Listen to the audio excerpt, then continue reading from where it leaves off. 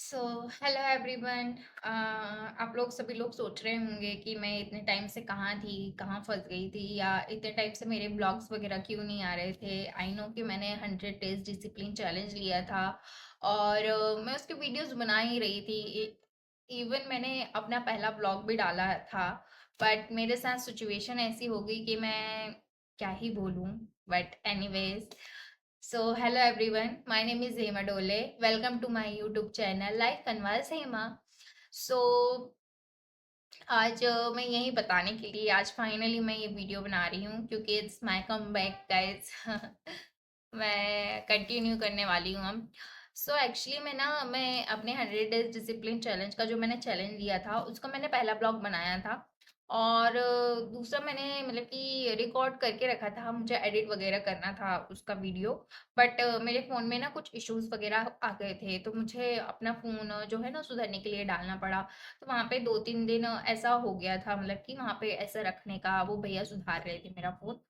तो मैंने उनसे ऐसे-ऐसे मतलब कि कहना चाहिए 2-3 दिन मेरे वैसे वेस्ट हो गए थे। अब मेरे वीडियोज़ वगैरह मैं कहाँ से अपलोड करूँ, कहाँ से एडिट वगैरह करूँ, क्योंकि मैं अभी बिगिनर ही थी, मुझे कुछ ज़्यादा आइडिया भी नहीं हो रहा था।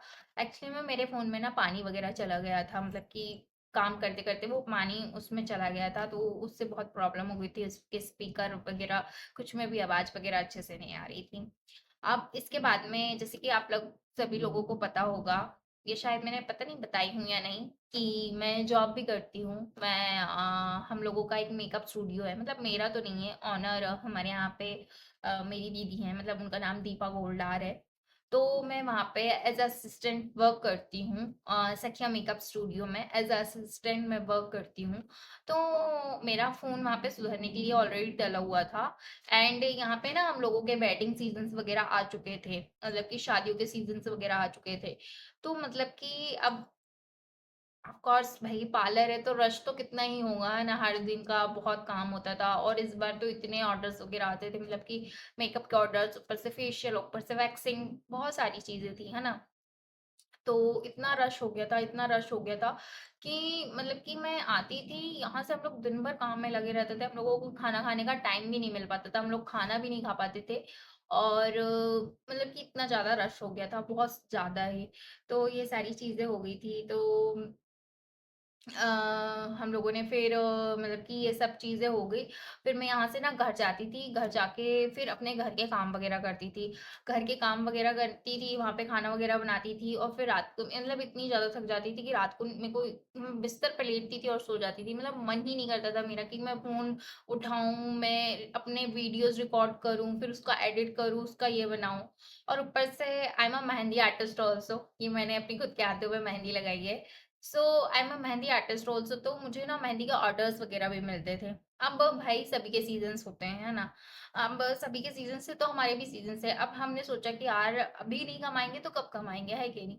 तो मैंने उसके चलते में ना मेहंदी के ऑर्डर्स वगैरह भी ले लिए, और उन लोगों को मतलब कि जो हमारे क्लाइंट वगैरह थे, कस्टमर्स वगैरह थे, उनको कोई इशू भी नहीं होता था। हम लोग रात पे जाते थे, मतलब दिन भर में यहाँ पार्लर में जॉब करती थी और रात में मैं जाती थी मेहंदी लगाने के लिए, मैं और मेरी कजिन जाती थी, है ना। हम लोग मेहंदी लगाने जाते थे, तो हम लोग रात में यहाँ से जाते थे, मतलब कि मैं घर में थोड़ा बहुत कुछ भी ऐसे खाना-वाना बना के, जैसे कि दाल-चावल हो गया, सब्जी-चावल, मम्मा आके रोटी डाल देती थी क्योंकि मेरी मम्मा भी जॉब करती हैं। तो हाँ, ये सब करके और मैं जाती थी। हम लोग मेहंदी के ऑर्डर्स में जाते थे, 8 साढ़े 8 बजे करीब हम लोग जाते थे।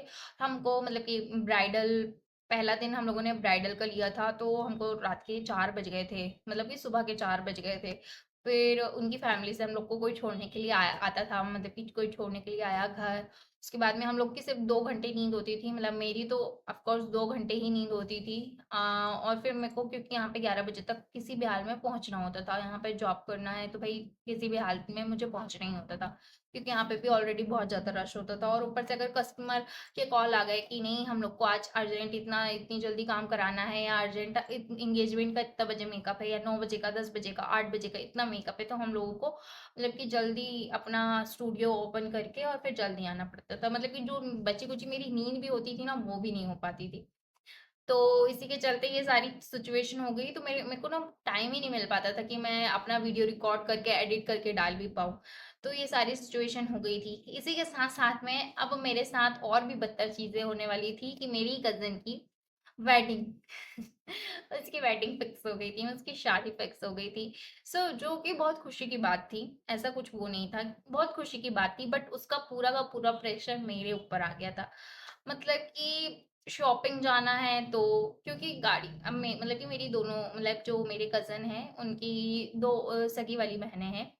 तो उनकी शादियाँ हो चुकी है, जिसमें से एक दी प्रेग्नेंट थी, तो गाड़ी से लाना, ले जाना, ये और वो।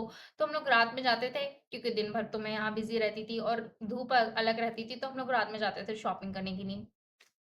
शॉपिंग वगैरह तो चलो जैसे-तैसे मैं करा देती थी, है ना?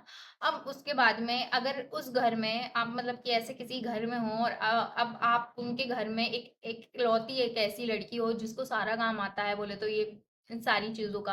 जैसे मुझे मेकअप करते आता है, manicure, pedicure, facial, mehndi, waxing, ये सारी चीज़ें करती आती है, हेयर कट, हेयर स्टाइलिंग सब कुछ करते आता है। तो भाई आपके तो पूरे लाले ही पड़ जाएँगे। मतलब कि हाय राम! मतलब मेरी ज़िंदगी उन 4 दिनों में कैसी कटी है मैं आपको बता नहीं सकती।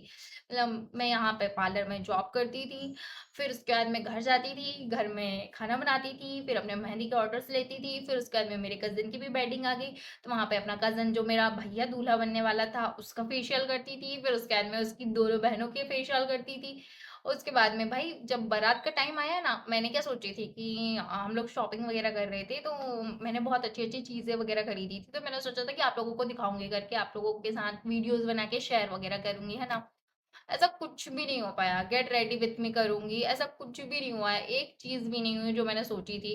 क्योंकि भाई जब बारात निकलने लग गई ना, हमारे यहाँ पे जब बारात निकलने लग गई, तो भाई मुझे पता चला कि मुझे तो इन लोगों के मेकअप करना है, मतलब दूल्हे को तैयार करना है, दूल्हे की दोनों बहनों को तैयार करना है। मुझे मतलब कि मुझे इसमें गुस्सा भी इस चीज़ का आया था कि यार आप पहले से मुझे इन्फॉर्म कर देते। आप मेरे को पहले से तो बता सकते थे, तो मैं वैसे ही अपनी प्रिपरेशन करके रखती। अब मुझे एंड टाइम में पता चला, मैं जब नहा के, मतलब मैं नहाने के लिए गई, मैं शावर वगैरह लेने के लिए गई। भाई जब मुझे पता चला कि मुझे दूल्हे को तैयार करना है, दूल्हे की दोनों बहनों को तैयार करना है। अब मैं इन तीनों को तैयार करूँगी तो मैं कब तैयार होंगी शाला? क्योंकि मुझे भी तो बारात में जाना है यार। बहुत ट्रेजेडिक चीज़ें हो गई थी मेरे साथ में। तो बारात वाले दिन तो यही सारी चीज़ें हो गई थी। हल्दी वाले दिन भी ऐसे ही कुछ हो गया था मेरे साथ।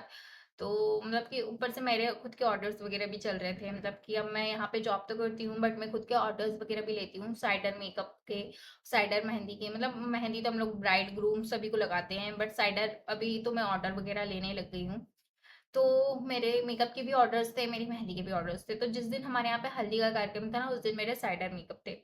उस दिन साइडर मेकअप करके मैं 11:30 बजे रात को आई हूँ। फिर हम लोग यहाँ हल्दी का कार्यक्रम अटेंड करे। उसके बाद में बारात वाले दिन इन लोगों को तैयार करने के चक्कर में मैंने जो सोची थी कि मैं अपना आई मेकअप ऐसा करूंगी, मैं लिप कॉम्बो ऐसा बनाऊंगी, ये इसका ऐसा वीडियो डालूंगी, इसका ऐसा, तो मेरे दिमाग में जो था ना, सब कचरा हो गया था भाई, लिटरली सब कचरा हो गया था।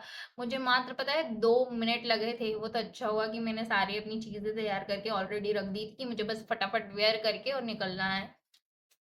नहीं तो मेरे साथ तो इतना पंगा हो जाता, मतलब लिटरली मेरे लिए जो लास्ट में गाड़ी गई है दूल्हे की, उसमें मैं 2 सेकंड में, मेरी हेयर स्टाइल नहीं, मेरे पूरे बाल गीले, मेरी हेयर स्टाइल नहीं बनी हुई है, कुछ नहीं हुआ है भाई, जैसे वैसे तैसे मैं फिर बारात पे गई। दूसरे दिन था रिसेप्शन। मैंने इन लोगों से पहले ही बोल दिया था। अब मेरी बहनें लोग तो बहुत ही चिचोली हैं साली। इन लोग को थोड़ा अंडरस्टैंड करना चाहिए ना यार। मतलब कि इन लोगों ने मुझे बोली, अब दूसरे दिन हमारे यहाँ पे भाभी विदा करके आई है ना, उस दिन मुझे पता था कि मुझे अपनी भाभी का मेकअप करना है ना। तो अब मुझे अपनी भाभी का मेकअप करना है, तो मैंने सारी चीजें वैसे करके रखी थी कि मुझे क्या क्या कितने टाइम पे कितने कितने टाइम के अकॉर्डिंग कैसी कैसी चीजें करनी है ना। अब दूसरे दिन मुझे अब भाभी का मेकअप करना है और फिर अपना मेकअप करना है, मतलब मैं भी तैयार होकर तो रिसेप्शन में जाऊंगी। अब मैं वहां गई हूँ तो मुझे वहां पता चला है कि मुझे इन दोनों बहनों का भी मेकअप करना है। मतलब कि यार आप मुझे पहले से बोल के तो बताओ, तो मैं वैसे टाइम मैनेजमेंट करूँ। आपने मुझे सिर्फ इतना बोले हो कि आपको बस भाभी का मेकअप करना है और भैया का थोड़ा सा टचअप करना है। भाई साहब फिर मैंने तीनों के मेकअप करी, तीनों के मेकअप करते करते मुझे फिर टाइम हो गया, मुझे मेरे पापा और मेरी माँ से मुझे फिर डांट खानी पड़ी कि भाई तू ऐसी ऐसी हो गई। मतलब पूरी शादी में मेरे साथ ऐसे कचरे हुए। उसके बाद में फिर पार्लर में रश हो गया था। मतलब कि ऐसी ऐसी सिचुएशन मेरे साथ हो गई थी। तो इस इन सभी के चलते मैं अपने लिए वीडियोस ही नहीं बना पाती थी, अपने 100 डेज़ डिसिप्लिन चैलेंज जो था वो भी कंप्लीट नहीं कर पाती थी। और फिर मैंने फाइनली सोची कि अब मैं वीडियोस बनाना स्टार्ट करूँगी, तो इतने सारे दिन की जो थकान थी उसका सारा कसर एक बार में निकल गया। मतलब मुझे वॉमिट हो रही थी, मुझे लूज़ मोशन अलग लग गए थे, मेरा मन अलग घबरा रहा था। मतलब कि कैसी फीलिंग आ रही थी मैं ही नहीं बता पा रही थी, और ऊपर से मेरी नींद अलग पूरी नहीं हो पाती थी। सब ऐसा हो गया था मेरे अंदर, ऐसा चीज़ें ना गोल-गोल घूम रही थी मेरे माइंड में। फिर थोड़े दिन बाद में मुझे फीवर भी आ गया, लूज़ मोशन और वॉमिट तो पहले ही हो रही थी, फिर फीवर भी आ गया। सो इतनी सारी चीज़ें हो गई थी मेरे साथ। फाइनली अब जाके मेरा सारा चीज़ ठीक हुआ है, मतलब मेरी तबीयत ठीक हुई है और ये सारे सीज़न्स वग़ैरह सब ख़त्म हो गए हैं अभी फ़िलहाल तो। अभी जून में और आएगा तो तब की तब से देखा जाएगा, बट अभी तो मैंने अपने आप से बिल्कुल ऐसे कर ली हूँ कि अब सीज़न आए चाहे कुछ आए, अब तो बिल्कुल नहीं रुकना है, क्योंकि ना अभी मैं सिर्फ़ बिगिनर हूँ यार, है ना? अब सारी चीज़ें ना प्रोसेस करने में टाइम लगती है। एक तो हमें एंगल समझ में नहीं आता, तो ऊपर से थोड़े से ऐसा है कि एडिट में अभी हाथ हम लोगों के जमे नहीं हैं।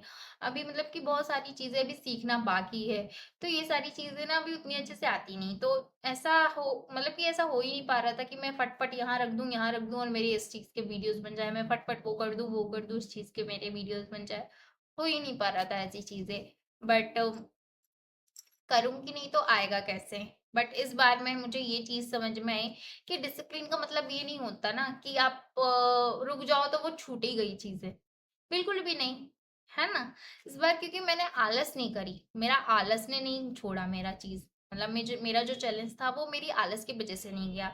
इस बार मेरी मजबूरियाँ थी, क्योंकि मेरे साथ इतनी सारी चीज़ें लगी हुई थी, जिसकी वज़ह से मेरी चीज़ें नहीं हो पाती थी, इसके वज़ह से मैं अपना चैलेंज कंप्लीट नहीं कर पाती थी। बट फाइनली अब ज़रूर करूँगी और बिल्कुल करूँगी, कंसिस्टेंसी के साथ करूँगी।